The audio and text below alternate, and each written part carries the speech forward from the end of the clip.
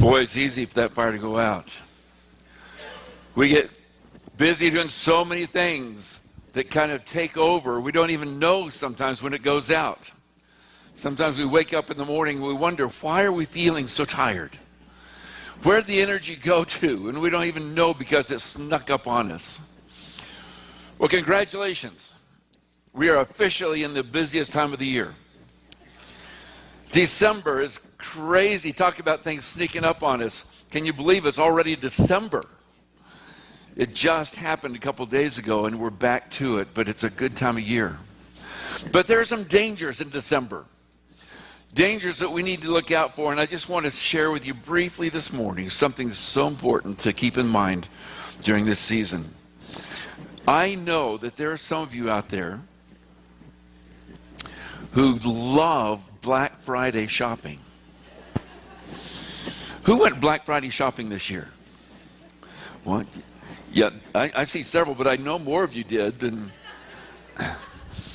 I understand that it's changed a little bit. It used to be a lot more fun. You'd go out and everybody would sit on the sidewalk when it was still dark, and they'd bring their hot chocolate and their lawn chairs, and they'd sit out there waiting for the stores to open. And there was kind of a camaraderie that happened. It was a fun time, the breaking of the season coming. But now they do Black Friday on Thursday, don't they? They start Black Friday on the Monday before that. So some of the joy of that camaraderie is missing these days. But I know. I went Black Friday shopping with Julie. Actually, she got to the store early, and I joined her later a few years ago. And it was fun. There's a spirit, there's an excitement as people are running about and doing fun things. As long as you don't get in these stores where people get trampled, I know, and all the terrible things that have happened. But there's an excitement that we can get wrapped up in. And that's not bad. As long as we don't forget some of the important things that happen, that are supposed to happen. We just got back. We got a chance to go on a family vacation over Thanksgiving. And it was just a lot of fun to be with all the family, to have all the kids. You know, as the kids get older and they move away, they do different things. It gets harder and harder to get everybody together. But we were able to be together all under one roof for about almost a week. And it was just a lot of fun. And we got to do some things that I haven't done for a long time. We got to go fishing. I haven't been fishing in a long time. You see Garrett there, he's fishing with us, and my son Brian, and there's Katie, and Katie was our only fisherman who caught fish. But she reminded me, said, Dad, we're here, we're fishing, we're not catching, we're fishing. So, okay. But it had been a long time since I've been fishing, and we drove up to this beautiful lake. It was just gorgeous looking out across there. But I had been to the bait shop to pick out some bait and so forth for that area, and they instructed me, they said, the fish have gone deep, and they've gotten slow. So you need to fish deep. Well, I had a fly rod to fish on the top of the water. They said, no, you need to go deep. So I had to put weight on this fly rod, and I had to put a long leader on it. And you people who are fishermen, you know what I'm talking about. That's why I had my floating line, my leader line, then I had an indicator, float indicator on there, and then down later I had a weight, and then down later I had my bait. I had 16 feet of line hanging off the end of my pole before I ever cast it. And did I tell you I hadn't been fishing for a long time? So I got this fly rod, and I've got to run down the beach to get this, drag this thing, and then yank it over here, and then yank it back and pulling out the line, trying to get it to go out further. And I was slapping the water and making a mess. And by the time my bait finally came off, I was worn out. And I was so glad I finally lost my hook. Whew! Put my rod down and walk around. It was a lot of work. It was not a lot of fun. I said, where's the fun in this? I'd forgotten how to do it. And Katie reminded me, we're here to fish, Dad, not to catch. Enjoy the fishing. And so the next day, it started coming back to me. I used to fish with my dad, and we go up, and it was painful to me because it was so boring. But you know what I found? In all those days growing up, those boring times were some of the richest times because you just sit there on the edge of a lake, you throw it out. I always wanted to fish with lures. That's the kind that you're always busy, you're always reeling it back in. And he would always give me bait. Throw it out there and sit, wait.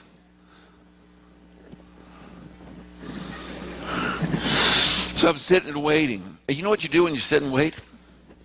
You start thinking. You start looking around.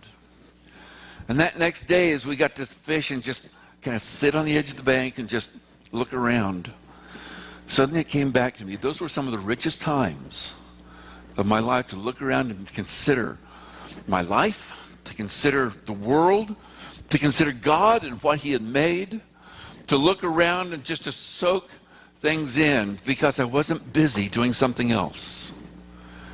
And one of the things that fishing helped me to do is to focus, to force me to be still, to force me to be quiet. The day before, I'd scared all the fish away. Whap, whap, whap. I was making a mess. The next day, they didn't bite either, but it wasn't my fault. I was able to be still and to be quiet and to enjoy that time of reflecting and remembering who God is and what he's done. God wants to give us peace. He is the God of peace. But sometimes our lives are anything but peaceful, and especially this time of year. And busyness robs us of God's peace. It is not wrong to be busy. It is not wrong to be productive. It is not wrong to be doing things and accomplishing things. But it is wrong when those rob us of the times to stop and be quiet and reflect on who God is and who we are in his presence. Busyness doesn't allow us to ever soak in the reality of God in his presence. And the busyness and the schedules, they help us to avoid the things that we need to do the most. It was Thomas Edison who said, the people will go to extreme lengths to avoid the really hard work of thinking, of just stopping and being quiet and processing and thinking about things in our minds. And God calls us to be quiet. We're living in turbulent times. It's already been spoken of this morning. There are a lot of things happening in this world. There's violence everywhere we turn. There are shootings, there are fires burning, there are storms that are happening. There's violence in the Midwest, in the Middle East. There's violence here in our homes. There's violence everywhere we turn, and we wonder what in the world is going to happen here. And God says, stop and reflect on what's true and what's important. The psalmist said it this way. He says, God is our refuge and strength, an ever-present help in trouble. Therefore we will not fear. Though the earth give way and the mountains fall into the heart of the sea, though its waters roar and foam and the mountains quake with their surging, there is a river whose streams make glad the city of God, the holy place where the Most High dwells. God is within her. She will not fall. God will help her at break of day. Nations are in uproar. Kingdoms fall. He lifts his hand and the earth melts. Whose hands are we in? The Lord Almighty is with us. The Lord Almighty is with us. The God of Jacob is our fortress.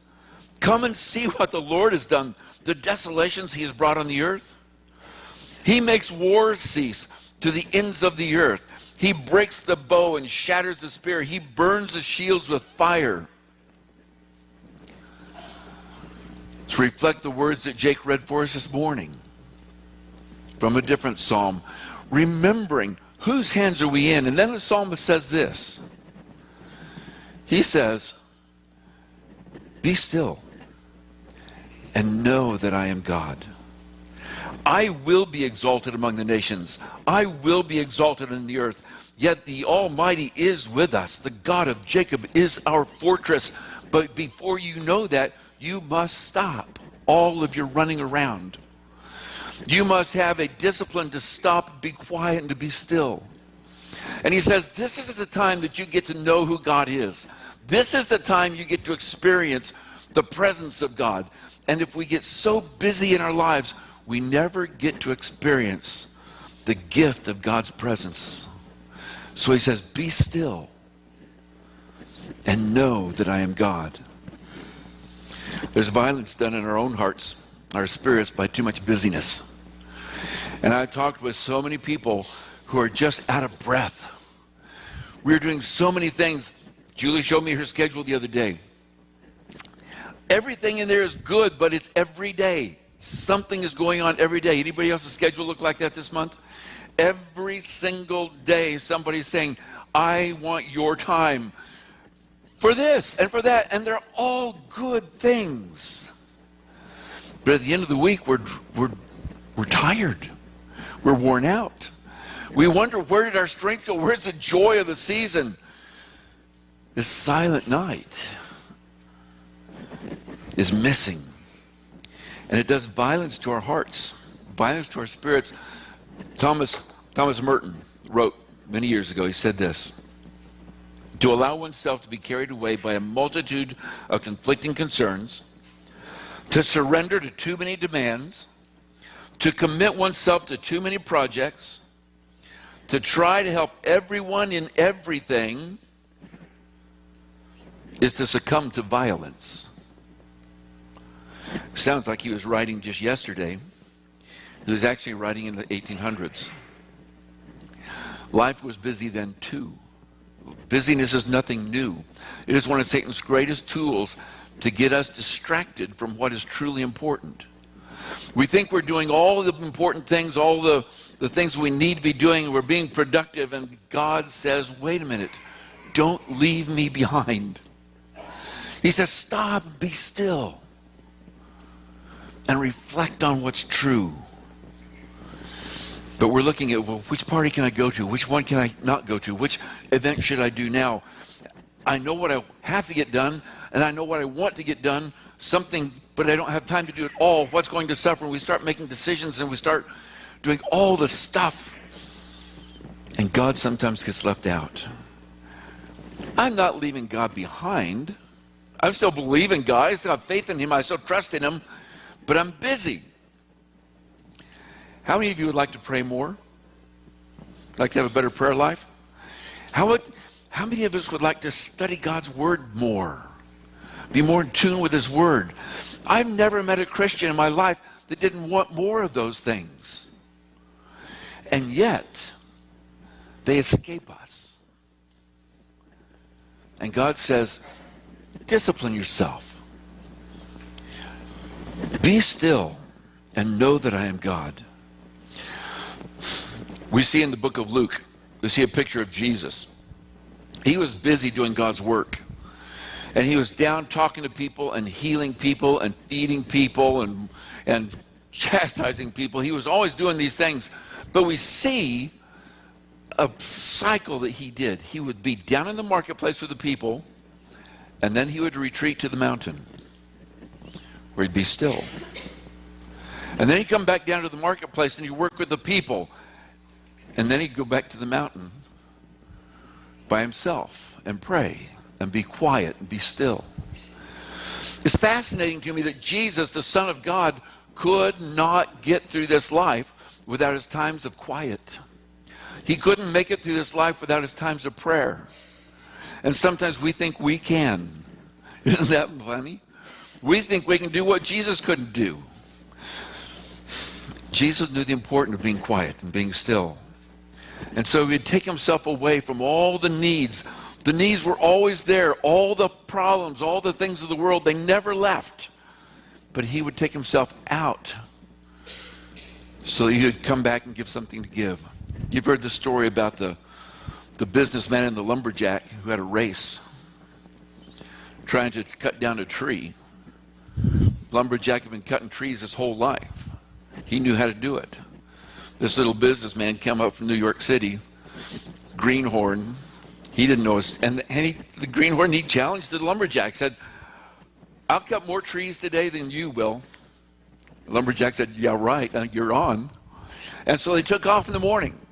Chop, chop, chop, chop, chop. Lumberjack would swing, and big chips would fly out of these trees. The businessman, chop, chop, chop, chop, chop, chop. Finally, after a while, it'd fall down. And then he'd disappear. The lumberjack is just chopping away. The businessman would come back, he'd do his business, and then disappear. At the end of the day, they counted the trees. Sure enough, the businessman had chopped down more trees than the lumberjack. And he asked, why? You took breaks. You didn't have the strength. You didn't have the experience. How did you chop more trees than I did? He said, well, when I was taking breaks, what I was really doing is going out and sharpening my axe. And sometimes we need to be sharpening our axe and taking a break and stepping back from all the busyness of the world and being disciplined enough to take care of our tools, which is our mind, our souls, our spirits, our relationship with God. But our production mentality says you need to be producing. You need to be accomplishing something. Takes us away from that. The Tyranny of the Urgent, as a book was written many years ago, talked about the fact that all these urgent things that are in our face, we need to get those done, and we forget to do the very important things because we're so busy doing the things that are screaming at us. And sometimes we just forget. Sometimes we come home, we're tired, and what do we do when we're tired? We just want to veg out in front of the TV. And it's amazing, the TV just takes us away, doesn't it? Puts us into another world. We don't even have to think about things. And that's the problem. We don't. And God says, be still and know that I'm God. Don't be still and fill your mind with the TV. Spend some time thinking about me, God says. In Habakkuk, there was a situation where the people had fallen away from God, and Habakkuk was frustrated, and he was asking God, how long are you going to put up with these people? How long are you going to put up until you punish them and bring them back? And God responded to him, and he said, I'll tell you what, I am going to bring them back. I'm going to punish them. I'm going to send the Babylonians after them. And Habakkuk said, oh no, not the Babylonians. Not them, God, they're terrible. And God says, these people have left me. They have turned their backs on me, and they have turned to follow things that don't matter. And in Habakkuk chapter 2, he says, they have followed idols. He says this.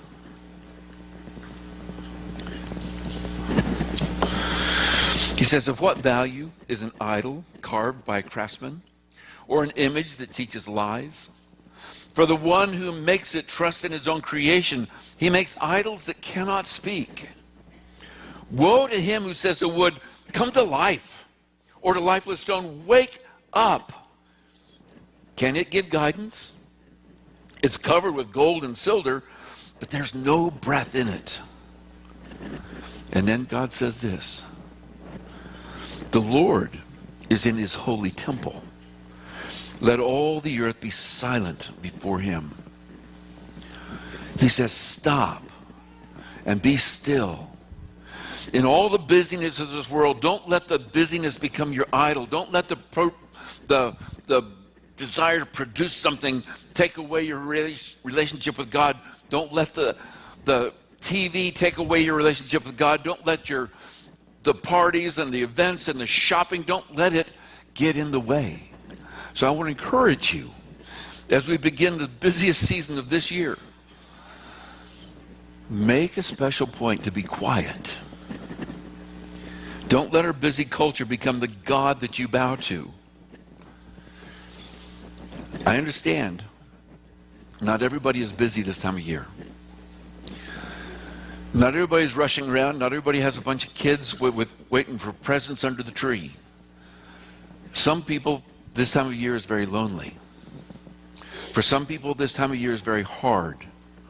It might be because they are alone. It might be because they've lost somebody very dear this year.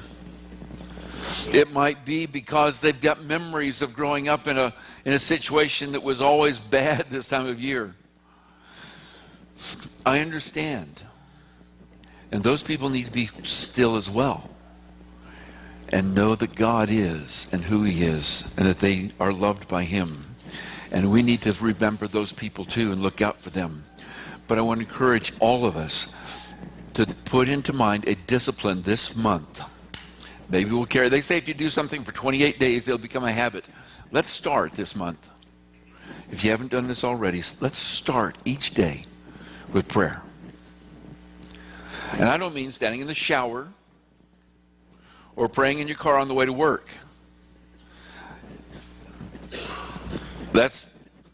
I've been there, I know that. But there's something different about stopping and being quiet and being still. And laying before God your heart and praying, and not always a list of asks. Not always asking Him for something. Oh God, I need this, I need that, I need that. Be with this, fix that, help that person do. Not always a list of wants and desires and the honey-do list for God. It is a time to reflect on Him. He says, be still and know me. Be still, and maybe it's a prayer of remembrance. I remember, God, when you did this. I remember when you did that. Psalm 77. I wanted to read that for you this morning, but let me just tell you about it. The psalmist writes, he says, I couldn't sleep. I couldn't stop thinking about the fact that things are bad in the world. And he says, God, will you never love us again? Will you be angry with us forever? And then he said, here's what I did. I determined to remember what He did long ago. I remember when He brought His people out of Egypt. Here's who God is. He is the one who delivers His people from slavery. You might not be able to think of all the things that God did yesterday. And if that escapes you, be quiet and go back a little further. Remember the pictures of God that He has given to us to show us who He is. I am the God who takes a people who are not a people. I am a God who takes people who are unfaithful to me. I am a God who takes people who are slaves and I make them one of the greatest nations in the world, and I bless the rest of the world through them. That's who our God is, who's patient, who's loving. Every morning, can we start with a quiet time to remember Him? And then at lunch, anybody here eat lunch? People ask me, can we meet for lunch? I love lunch. Lunch is great. But it's a great time to stop and remember your prayer in the morning. It's a thing to remind us, not just to give thanks for our food, to remember, what did I learn about God this morning? Who is He? Is He here? Yes, He is. And then before you go to bed at night, take a moment to reflect on the truth that God is here. God is love. He is in control, and He loves us. And He has proven it beyond a shadow of a doubt. This is the month of Christmas, remembering that Jesus, that God came in the flesh, that He humbled Himself for our sake because He loved us so much, that He came and He lived on this earth and He paid the price of sin. He died when He didn't have to. And that's the price that sin requires. It requires the price of death. And He died for me, and He died for you so that you have the hope of eternal life. You see, God didn't make us just to live on this earth, did He? If this earth is all we have to hope for, we are in trouble. But He gave us the promise. He said, there's so much more to this world than what you see here. And you're made for eternity. The only problem is, every one of you are sinners, and every one of you are lost, and thus I pay the price for you. And Jesus did that. He says, trust me. Put your faith in me. Follow me. And I'll take you where you were made to be for all of eternity. So He paid the price for us. He loves us. Who is this God? Amazing, almighty, God who loves us. And so, we give ourselves to him to be quiet and reflect on his holiness and to give him thanks and to commit ourselves to him. If you've never committed yourself to Jesus, he says the way you do that is you surrender your will. You surrender your heart. You say, I trust you enough that I will die to myself and I will follow you. He says, and then in that faith, you are baptized into him. You are immersed in a water baptism where you die and you are buried, and he says, and you rise up again so you can live a new life just like Jesus did. And we can help you do that this morning. But if you need prayers, if there are things in your heart and in your life, our elders believe in prayer, and they're standing in the back waiting to sit down with you right now and take your cares and your needs before God. And God hears us. So we're going to stand and sing a song that says, just as I am. I'm no great thing. I am no brilliant theologian. I'm not. I'm just an average guy with sin and problems in my life. But here I am. I am yours. If you need to pray, if you need to give your life to Christ, come while we sing this song.